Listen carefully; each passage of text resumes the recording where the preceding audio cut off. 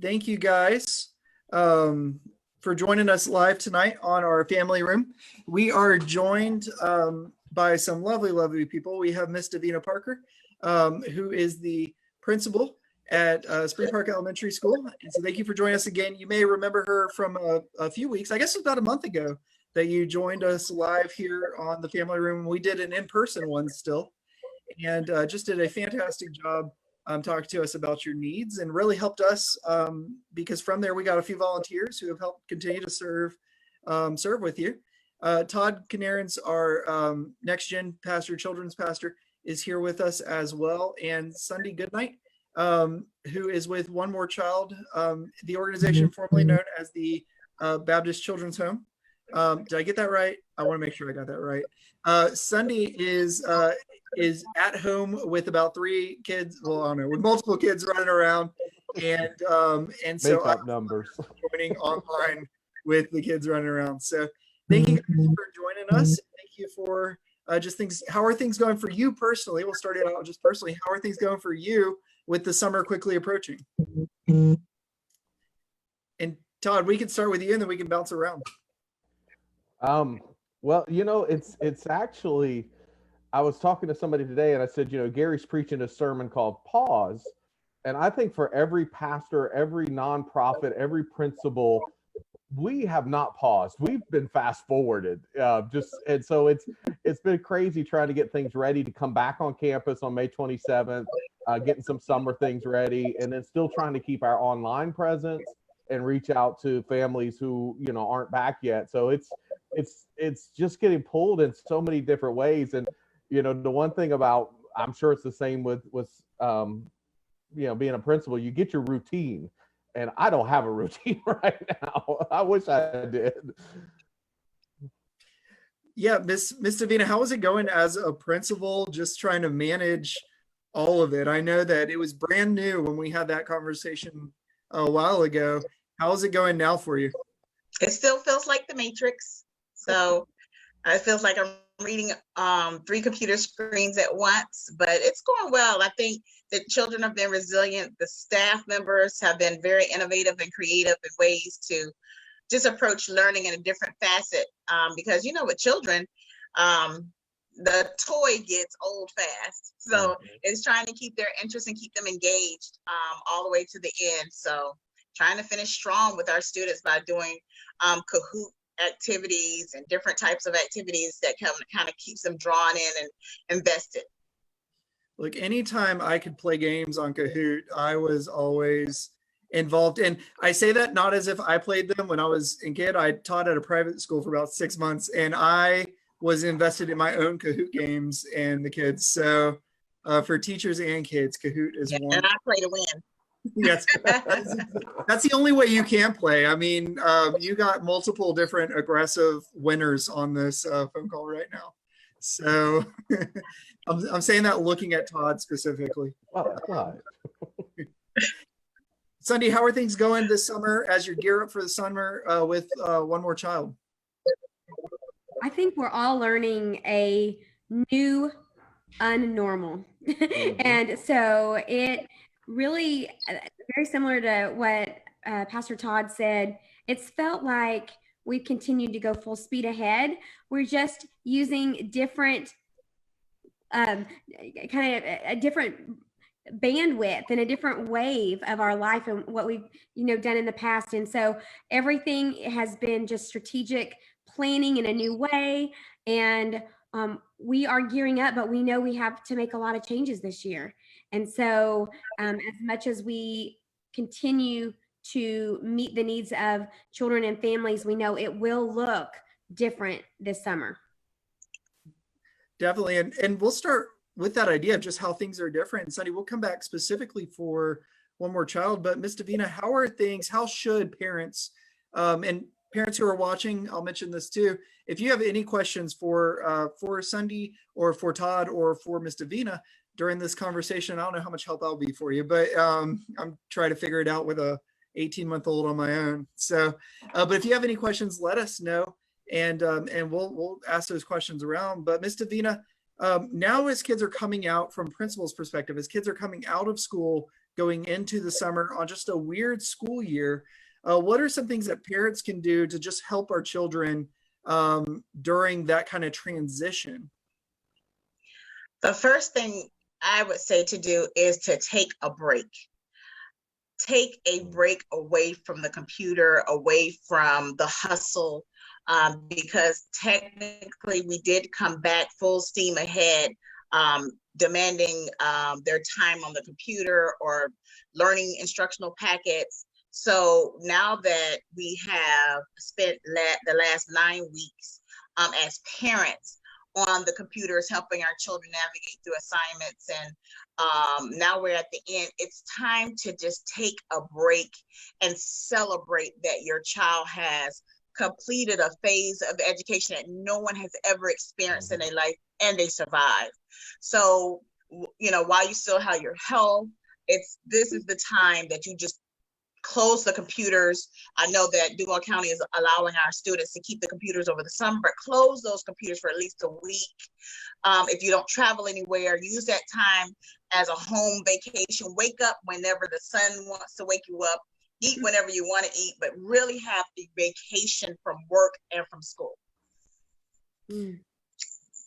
That's a great word. And parents, just pat yourself on the back, because you made it. As much as the kids have made it, the parents have made it through just something that they weren't planning either. Yeah. So on top of their normal job changes, you've had massive parenting changes as well. Exactly. And the parents need a reward. Yeah. And it's time for them to just step back and just say enough, and let's just be a family with no strings attached. 100%.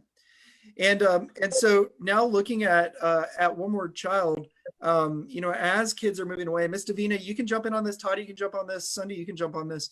What are the social needs that are existing for our children as we transition to the summer? What are the social needs that will be there and that will be present in these kids' lives, but also just that we may not even be aware of in some of our lives sometimes? Well, I think that my 11-year-old said it best the other day. We have not had anyone in our home.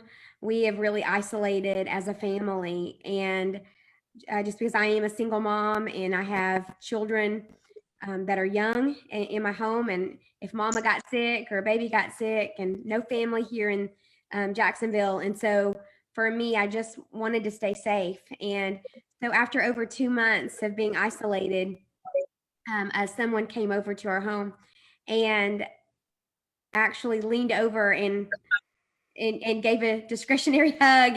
And in the moment of the hug, my 11-year-old looked, she said, "That's the first hug anybody besides Miss Sundy and my daughter had given her in over 2 months." And I got emotional.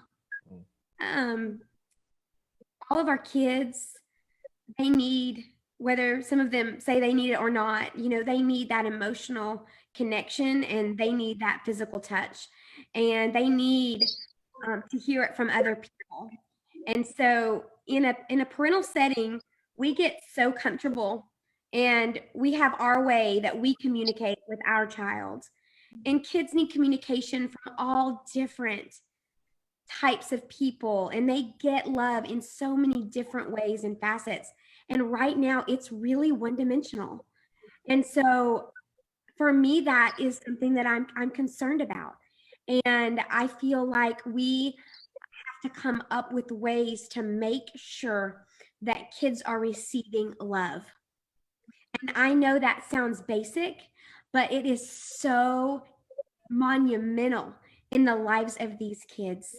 A kind word by a different person besides mom or dad may make the difference of the level of their emotional stability being at level, 5 being the best and 1 being the lowest. And it may take them up a notch just by hearing someone else say, "Hey, I'm proud of you," or "Hey, you're beautiful today." I realized I have been the only person to tell my girls that they're amazing, that they are loved, that they're beautiful the last 2 months. And our kids right now are deprived of some of these basic things that they fundamentally are created to need desire and want.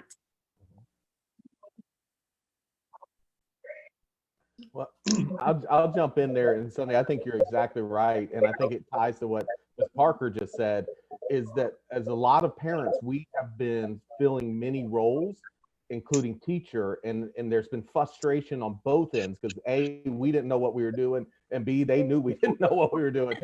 And so that's why I think that vacation and reasserting ourselves in the parental role, the primary discipler and the primary lover, is so important, because there's grace there, but we've got to reestablish and make sure, hey, we might have just yelled at each other over the computer because you sat there for an hour and didn't do what you were supposed to, but it's over. We're done. Let's celebrate. Let's love each other, and let's move on. So I agree wholeheartedly. And one other quick note, I'm just going to give a shameless plug, Darren. I'm sorry, you can cut me off. But so this summer, actually, we have noticed, I've looked at some statistics out there. Families, the children-parent relationship has suffered some, and we need to repair that. But the husband-wife relationships have suffered greatly. And so we're doing, it's going to start in June. We're challenging. We're doing a 2020 summer date night, and we're going to give you a list of dates, and we're just saying pick about 5 of them over the whole summer and do them. And then we're going to get cheesy and ask you to hashtag it and put it up there on social media, all that stuff. But really, we want you to rediscover each other. And so I think Ms. Parker hit it on the head. This first week, whatever, we just got to put everything aside and just reestablish those grace-filled relationships. Yeah, and I agree. I was we were participating in weekly family prayer together, and my great aunt, who happened to be on the phone that day, said something important. She said, I haven't heard some of your voices in a while, and it's just nice to hear your voice. Mm-hmm. And so I think that even as we've been in isolation, we still are not isolated from a phone call. We're still not isolated from a Zoom message. We're not isolated in who we are and our connections to each other. And so we have to remain, that has to remain important, allowing our students or our children to call their friends and have a friend date on the phone or a friend night on the phone, if you're not ready to allow people in to the home as of yet. I know that the city is slowly opening, and I had a talk with my staff this today during early release, and just told them, look, I know things are slowly reopening. Most educators are extroverts by heart, so being closed up is driving us nuts. But as you're going out and you're going to the beach or you're going to sit at a restaurant, just making sure that you practice your safety protocols, because your life is more important. Mm-hmm. And I rather for you to think about that you can give back with your life than for you to just be so worried about hurrying up and getting out of there that you forget all of your safety and wisdom. So I think that as parents, as we decide to start allowing our children to interact with other children, I think we still need to educate, continue to wash your hands, continue to sneeze in your arms, continue to be, just wise, so that we won't, it's beyond COVID-19, just a regular flu. You don't know how just the normal flu, how people respond to just normal germs. So it's just being wise, but also giving them an opportunity to go ahead and start fellowshipping with other people. Start off with family members. If they haven't seen cousins and aunts and grandmothers in a while, they can still wear their mask if they have an older grandmother that they want to make sure that they stay protected, but let them go see their grandmother, let them go see their aunts, or let them come over, so that you can they can start feeling that socialization all over again. Because I know it's hard as an educator to hear students on the chat session or on Teams say, man, I miss my classroom, I miss being in the class, and we miss them a lot as well. But I just want to really reiterate that as we slowly start going out and allowing the community back into our homes, just to be wise so that we can still stay safe and we don't have to be shut down again because of another influx of people getting sick. Yeah, and something that all three of you have really mentioned too is that idea of personal connection, the idea of physical touch. And as you slowly, and I think you're 100% right in terms of saying slowly is the emphasis there, but as we slowly start to expand our bubbles, not being afraid to embrace with physical touch and hug or do something like that. It's one of the one lesson from seminary. I mean, any pastor who's gone to seminary will admit that you forget everything you learn, and it doesn't really apply to church. But even with that, it's always the small things you pick up from seminary that mean the most from seminary. And one thing I got was when you're around elderly individuals, particularly widows and widowers, Sunday, as you were saying, your social circle shrinks at that age, and you miss hugs, you miss just physical contact. And one of my professors said, when you're on campus and you see somebody and you build a reputation to just give a senior adult woman a hug, and just because they may have not had that in a while. And I think what's big during this, and Sunday, your story just hit me, is that applies for all ages now. As that social circle spans, and as pastors, it's not saying pastors need to run up and hug everybody. It's saying for everybody, as people enter into your social bubble and you're allowed to, parents, grandparents, aunts, uncles, however that starts to expand, just give a hug, because it's so important to healthy development. And I think that we shy away from it so much. Yeah. And it exactly like you were saying with I'm gonna give man, Darren, you are setting me up for a bunch of shameless plugs here. As much as it is for older adults, it is double that for children. And one of the things I've taught on several occasions, Doug Field's Intentional Parenting, which is available on Right Now Media, which you get a free account through Southside, just FYI. But Doug Field's parenting book called Intentional Parenting, Doug says, and I love it, he says, if you're not giving your children that affection, that attention, and that touch they need, they're going to get it somewhere else. Right now, it may not be physical touch. It may be something on the internet or whatever they're not supposed to be doing, because they're just looking for something to fill a void. So we've got to be hugging and touching our children, and again, as we, I know it's going to be hard for me not to high five and give side hugs on May 27th. I know I can't, but as that begins to develop, we have to. Todd, I glitched out there on the end, so sorry about that. Yeah, we definitely have to as we go on. And Todd, something else you pointed out right there, right? That just be aware. Parents, continue to be aware of what your children are doing online, not from a hawkish standpoint or just a hover parent standpoint, but realizing that one of the major ways where I know kids are engaging is through YouTube and through video games and stuff like that. And just be mindful of who they're playing with, what's going on there, regardless of age. I think that expands all the way up, just to be aware of what's going on in your child's life. I wanted to share too, I think that something in regards to intentional parenting, I know a lot of parents right now are maxed out, emotionally, mentally. This has been a very stressful season for parents, those that are working and those that are without jobs, those that have multiple children at home, in school or toddler age. It's a lot. And it is hard to be intentional in the season because many of us are in survival mode as parents. And yet it doesn't give us an out as parents. Yes, we are in survival mode, but our children, I hope when the season is over, they're going to look back and their memories are going to be family time. Their memories are going to be fun times and positive. And COVID-19 will be something that they lived through with their parents, where they did some really fun things together as a family. And so in my family, we have fun Fridays. And after a very long Monday through Friday week, which is highly stressful, I work a full-time job.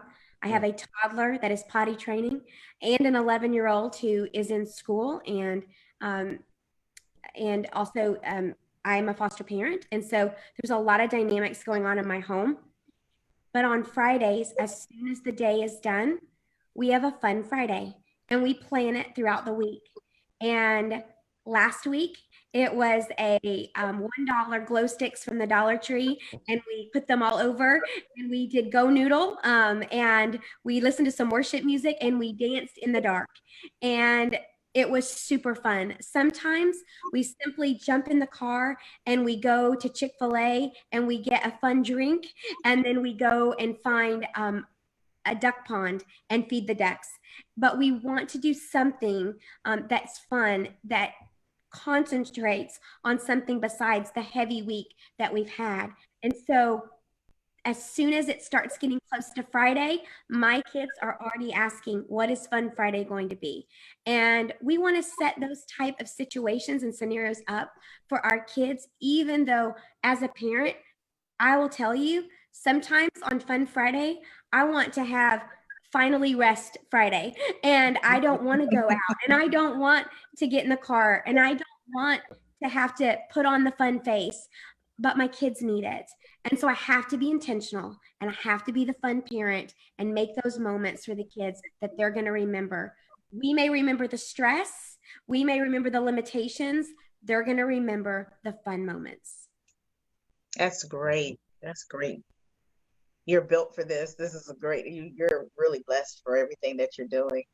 I know that I am being in seminary at the same time and having a child in middle school at home, trying to do my work, watch 20 different classrooms, and make sure that he's doing his work. It can be very stressful. So I like that Fun Friday. But the one thing I noticed as a parent that I was not doing was taking care of myself. And it wasn't brought to my attention until one of my professors from my seminary called me just to do a wellness check. They've never done it before. And so I just happened to answer the phone, and she asked how was I doing? I mean, that's generic. Everybody asks you, how are you? And I usually respond, oh, everything's fine. I can't complain. But that particular day, I was stressed, and I felt bad about being stressed. I don't know if that makes sense. As a parent, sometimes I felt like it was a bad thing for me to feel stressed out. It was a horrible thing for me to feel like at night I would have to close myself in a room and cry. I was a bad parent for not feeling like answering anybody, just closing the world off for a whole day. And I didn't know if it was okay to feel that way. I really felt convicted and horrible to have that type of thought in my mind and feel that type of way. And when I explained that to the professor who had called to do a wellness check, she said, it is okay, because you need to bring yourself back and get yourself to have an opportunity to get yourself together so that you may go back to your child whole. The hard part is going back to your child unwhole and trying to continue to move and groove with everything that's happening and not be a whole person. And so she encouraged me, because I never had anybody to say, it's okay to be stressed out. It's okay that you woke up this morning and said, I don't want to do this. I don't want to do this. I don't want to do this. I didn't ask for the pandemic. I didn't cause the pandemic, but I was feeling horrible as a parent, just, not wanting to, okay, go away. I don't want to talk to anybody. Even as a wife, Pastor Todd, you talked about marriages. I didn't even want to, no, I don't want to do that today. I just don't want to do anything, because I never had an opportunity to, because of the stress level and because we've been moving in a fast forward mode, had an opportunity to wrap my mind around this whole thing and process it. So here I am trying to process it and feeling guilty about processing it. So it wasn't until she brought that to my attention that it was okay, that it snapped for me. And when she did it, it was like a release. It's okay to feel like this. I shouldn't punish myself. And I'm just saying this just in case there's other parents out there, other wives out there that feel that way. At times you feel like, oh, I just want to give up. It's okay that you feel that way. Get yourself, isolate yourself, pray, read your word, whatever you need to do to get your mind right, so that when you go to your children, because I'm gonna tell you something about children, they're very perceptive. Mm-hmm. I can have a phony face on with my kids at Spring Park Elementary, and they'll quickly tell me, "What's wrong with you, Miss Parker?" And I think I have the biggest smile, and I'm walking around high-fiving, and they look at me like, "No, this is not you. What's wrong with you?" So it's just to make sure that we're whole, and it's okay, parents, it's okay, wives, to isolate yourself, to get yourself whole, so that you can be right for your children, and you can be right for your husbands, and you can be right for your family, and you can be right for yourself first. And Ms. Parker, I think you just hit it on the head too. The reality is you can't drink from an empty well. And if we're empty, we can't feed our children. We can't spiritually feed our spouse or whoever it is. And so we do. And I think what has happened is we're conditioned in our society to do, the answer is to do more. And that's not the biblical answer. And like you just said, the answer is actually to stop, to come to God and admit what we're feeling. God's not mad. He knows what you're feeling. It's not a lack of faith to be upset saying, "Hey, I didn't cause this pandemic. Why am I suffering?" That's a reality, and let him fill you back up. And I love that. You know, we don't, especially as a man and a type A personality, my answer is to push through it. And that's the worst thing I can do right now. The best thing I can do is come to God and say, "Hey, let's deal with this, and you fill me back up." So I love that. That's awesome. And I super love this entire conversation right here. And I just want to say that one of the number one things that you can do as a parent, and I am learning it and eating humble pie all the way through it, and that is to release forgiveness to your children, in front of your children. I cannot tell you how many times, ashamedly, I have snapped at my kids through this season. When I'm working on my computer and I've got a Zoom call here and a Zoom call there, and I've got a crying, tantruming 2-year-old and an 11-year-old that needs help with a question, and I'm short fused or just not as patient as I know I should be with my children. And it is so easy to draw that wedge. And I see a child pouting and crying and realizing that I didn't respond in the kind way that they would expect me to, and me being upset with the way that they behaved at my response, and it just becoming this wall. And then I feel the tug of the Holy Spirit. Sunday, go and tell your child that you made a mistake and that you snapped and that you were wrong. And every time I do that, the wall comes down, a hug is extended, a child is forgiven, I am released from the debt and the bondage that I felt in my own soul, and Jesus is smiling.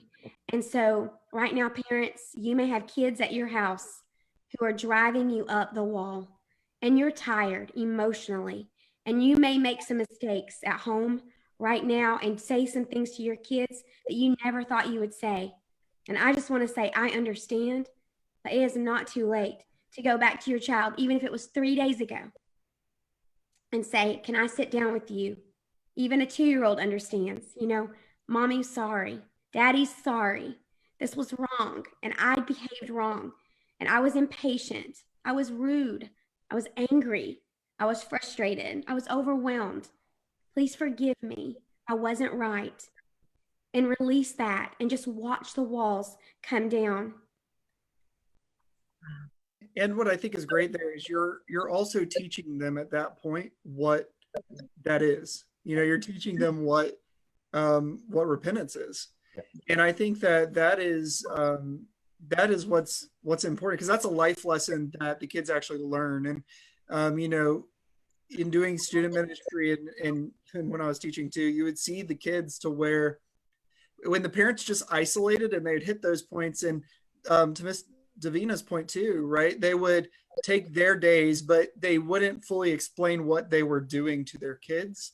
The parent would get better, but you would miss a teaching opportunity, a teachable moment with your kid of showing the steps that you took to get better. And I think that's what's important, is the kid learning from the experience. So then later on in life, when you're trying to explain it with words, they may not be at a place right now where they can understand words, but they'll see the example. And then later on in life, because parenting is a lifelong thing, later on in life, you explain what was going on at those points and those times and those memories that they have. And that just continues to build and impart, honestly, spiritual truth in them if you're being motivated through a spiritual understanding on why you're doing that stuff. And I love that. And I even want to take it a step further, that sometimes the reason we're getting irritated with our children is because we haven't forgiven them. We're still holding on to the last time they did it, and we haven't practiced true forgiveness. And that's why we say, hey, you always do this, or you did this before, because we haven't let go of it. And I always joke, I said, I tell people, I said, you know why your parents or your family can push your buttons? Because they made your buttons. They're unforgiven, unresolved things. So as parents, we do need to, I so love that, to ask, to apologize to our children, let them see true repentance. But we also need to make sure that we're practicing forgiveness and letting go. And just in kid worship the other day, we were doing the parable of the unforgiving servant. And, Jesus forgives him. And then he goes and grabs the guy and says, you pay me my $100 now. And I think about that sometimes, we're coming home from church and we're just got all our sins forgiven in church. And as soon as our child does something in the car, we snap because we haven't really forgiven them. And so, whatever it is, they may not have balanced their time well over the last few weeks on the computer doing schoolwork, whatever it is, we got to forgive that and let it go. So just a few questions. We've been going at it for about 30 minutes now, and I know we kind of got to wrap it up. For Miss Davina and Sundy, and then Todd, I'll save you for the very end. What are some ways that we as a church can continue to minister through the summer? So Miss Davina, now that school's wrapping up, are there ways that we can continue to minister to Spring Park through the summer? And Sundy, what are ways that we could minister to those individuals at One More Child over the course of the summer? I would say for Spring Park, I think I can say just from the beginning, I'm going to put a little shameless plug here myself. The opportunity for our students to attend the summer camp at Southside Baptist Church is a win for our parents, just to give our children an opportunity to go reacclimate themselves back to society and socialization and friends, and also give our parents a little break.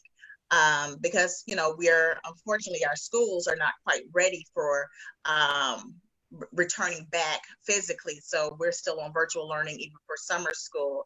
But just to continue to provide opportunities like you are for families through marriage challenges like you're doing now.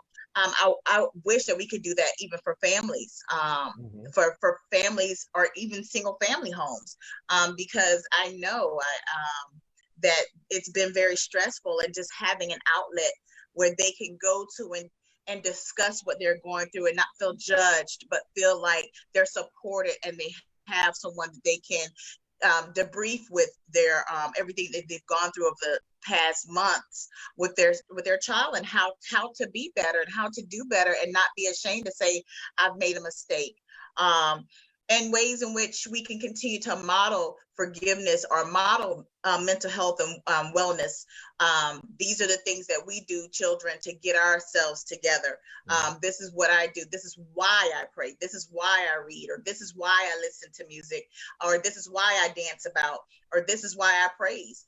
Give them the reason behind what we do, so as we model the behavior to them, they will follow suit. So the summer camp program, yay, for our kids, but also our opportunity, like I was sharing before, if it's a hotline that, if I know of a parent that calls me, because I tell them I'm at school over the summer, they can always give me a call. But if they're reaching out to me because they're having a hard time somewhere, some number, I can say, here, call this number at Southside.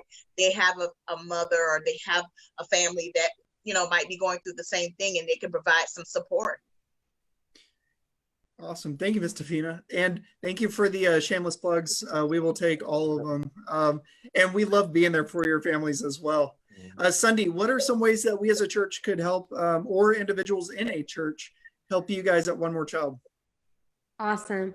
Well, first of all, I too can shamelessly plug your ministry and your program, and I am so excited about the summer camps that you're offering, and have my kids enrolled in those as well. And so, thank you for doing that and making that something socially distant that they can do, but also centered in Christ, which for me is the number one motivator for me and my child, is that they are around other people speaking love and hope into their lives. So we are so excited um, to be a part of that and to be able to share that with our families too.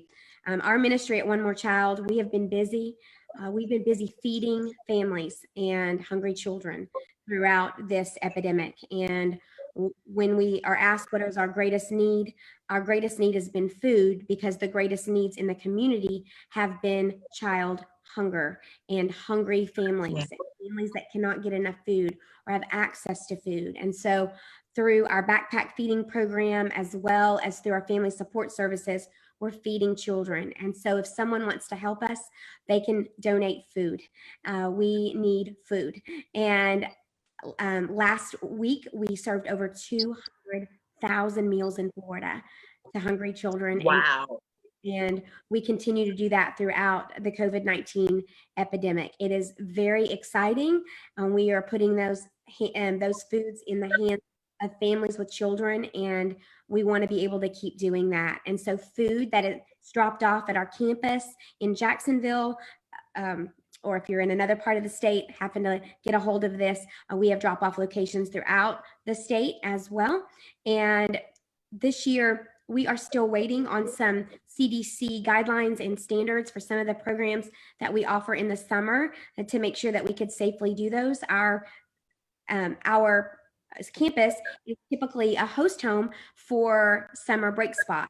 And that Summer Break Spot is an absolute respite for families as well as children throughout the summer, where we open it up and not only serve a meal and a snack for the children, but we also have done a vacation Bible school type feel Monday through Friday there. And we love offering that. We are waiting to see if we are going to be able to offer the VBS aspect of that, but we will be providing food, and there are opportunities for individuals to help us in servicing Summer Break Spot this summer. So those are some great ways to get involved, and it's ever changing. It seems like every day on what we can do and what we can't do for the children. And also in regards to food, we are wanting to help foster families.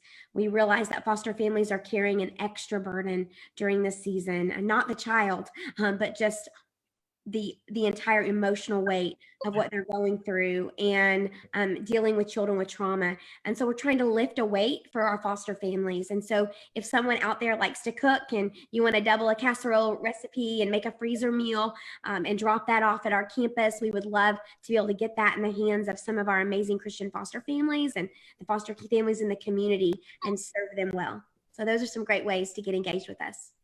Awesome. Thank you, Sundy. And a couple of things just to add to that. For you guys watching this video, if you felt the tug, and maybe you're watching this now, to become a foster parent, that hasn't stopped at all through the midst of this. And we have one church member, one church family that just got approved, went through all the paperwork and everything else, and are finally approved for becoming full-on foster parents. And so for you guys to know, we're happy to help connect you guys to One More Child, to be there for you.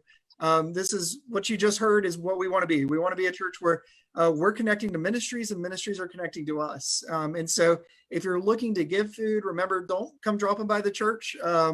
Try and drop them at the drop-off locations there at One More Child. So that way they get to where they need to go as fast as possible. And I just wanted to share my screen with you guys for 1 second. Just to show you a couple of things here. This is our website. And so if you go on, a couple of things to notice here at the bottom of our website is we have a summer camp option, and I will come back to that button. But we do Invested. Invested is our yearly offering, and we do focused missions. And right now, our focus mission is on One More Child. And so we're invested in One More Child. Through your invested gift, you are allowed to give, and you give to One More Child every year. It's a guarantee that we are giving off the top to One More Child. And so what you would do is you just hit give now, And once it loads up, make sure to hit invested contributions and continue there. If you want to do a one-time gift or recurring gift, that is money that we give directly to One More Child that helps them do the ministries that you just heard Sunday talk about. So I didn't want to go too far without highlighting that that if you're a Southside Church member and you give to Invested, this is what your invested money goes to. Invested is our offering, and it goes completely to these outsourced areas. Now, what you've heard both Ms. Davina and Sunday also said, and I will give the floor to Todd to kind of land the plane one last time, is summer camps. And if you go right here on the website, you can get more information, and it loads up all the information of our summer camps that we're going. We're going to continue to add to this. And right where it says registration, you click on it, and I'll take you right to a registration page just to sign up for that.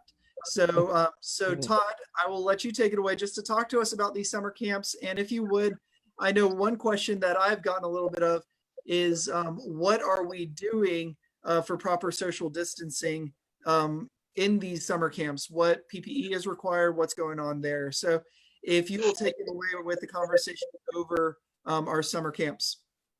All right, so absolutely. So first off, before we jump there, I'm going to give a shameless plug to One More Child. And another way you can help is through child sponsorship and sponsoring children overseas and being, I call them my paper children, my flat children. If you do it, it's great. But if you do it and bring your children along and get them to write the letters, and every month when you pay, let them know, pray for the child, make the child a part of your family, that will help your child grow. And it also broadens their perspective of the world.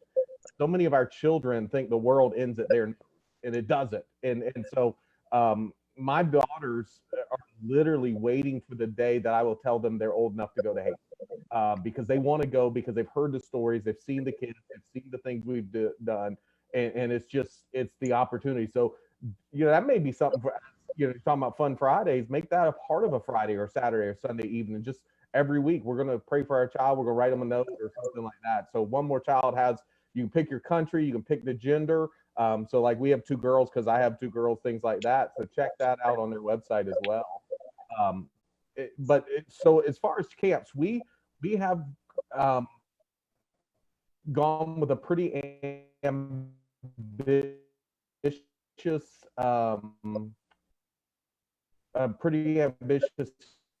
schedule for the summer, because we feel that we want to make sure that we're providing opportunity for them. And so we have talked to the YMCA, we've talked to Bowl School, we've talked to everybody who's doing camps of what are the requirements, what do we need to do. In fact, I've even met with some preschool directors, because one thing we forget is preschools never stopped. So I've gone to preschool directors and said, tell me what your requirements are, tell me what you have to do. And so technically we can't have camps until we get to phase 2. But I have been assured by many people, including some of the YMCAs and Bowls who have been in these heavy hitting meetings, that will happen by June 1st. It's going to. So we're pretty comfortable with that. And so the other thing we've been told is the guidelines are that basically you have to run mini camps within a big camp. So we can't have more than 50 kids. And then inside that camp, you can't have more than 10 kids in a group. And that group can't change. It's got to be the same all week, same counselors. And they have to be socially distanced from the other group. So we can still, that group, it's not like every child has to be 6 feet apart where we go to basketball and you can't touch it, you got to be 6 feet apart and all we can do is passing.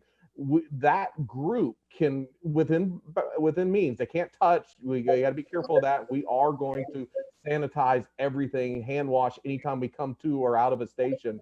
But that group can act as and function as its own little camp. And so that's our plan to do it that way. And I've even talked to our counselors about, when we go to basketballs, let's just use that one because I said it, you've got to sanitize the balls coming in and coming out. You don't think about it, but every hand has went on that ball. So it's little things like that we're going to make sure everything is sanitized, where there is no food that is not pre-packaged. So like if we're given a snack, it'll be Cheetos already in the package from the company, and then we're going to sanitize the package before we hand it to the child.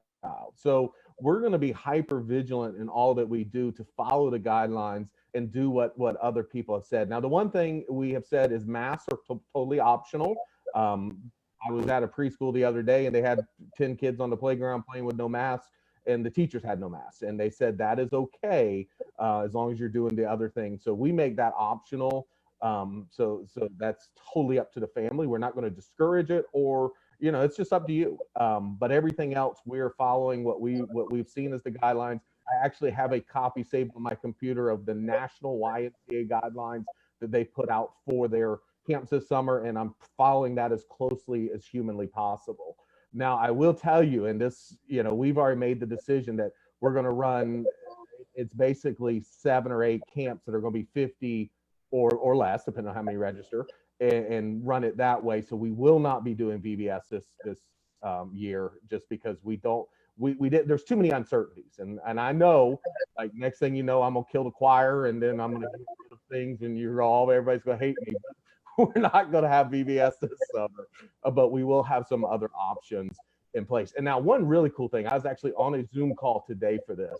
If you go to their website, it's PayneStewartGolfCamps.com. We're only one of 4 camps in the country. We are test piloting through the Payne Stewart Foundation golf camps. And you say, well, how can you run golf camps at Southside? Well, we can with this program because it's for 4 to 7-year-olds. And it's really cool. If you know Payne Stewart's history, he was a devout Christian, went through a rough period in his life, came to know Christ.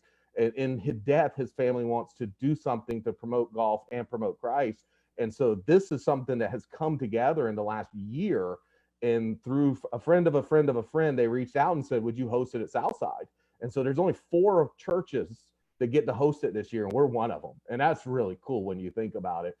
So that one, we're just getting everything lined up for that, and that will be toward the end of the summer. But my big, huge, shameless promotion, this isn't a plug, this is a promotion.